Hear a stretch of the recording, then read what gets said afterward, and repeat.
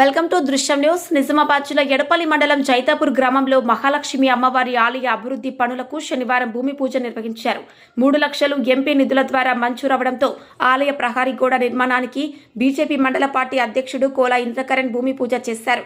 సందర్భంగా ఇంద్రకరణ్ మాట్లాడుతూ ఎంపీ ధర్మపురి అరవింద్ సహకారంతో ఎడపల్లి మండలానికి ఇప్పటి వరకు 16 లక్షల నిధులు మంజూరయ్యాయని, ఈ నిధులతో పలు అభివృద్ధి పనులు ఇప్పటికే జరిగాయని, భవిష్యత్తులో కూడా కేంద్ర ప్రభుత్వం సహకారంతో మరిన్ని గ్రామాల్లో అభివృద్ధి కార్యక్రమాలు చేపట్టేందుకు కృషి చేస్తామని తెలిపారు. అలాగే ఆలయ అభివృద్ధి కోసం నిరంతరం కృషి చేస్తున్న ఆలయ చైర్మన్ గోవూరు సాయిరెడ్డికి శాలువా కప్పి సన్మానం చేశారు.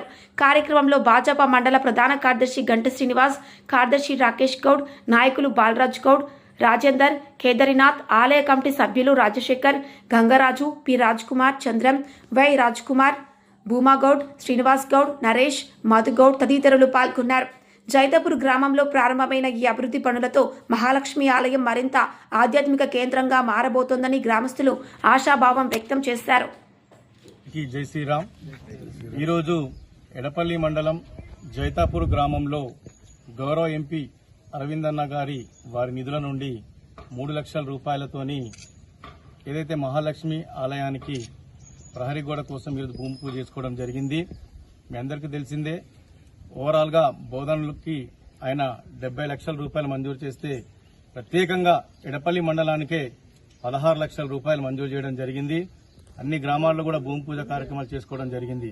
మేము ఒకటే, అభివృద్ధి విషయంలో ఎటువంటి కూడా పార్టీలకు అతీతంగా మేము ముందుకు పోతాం.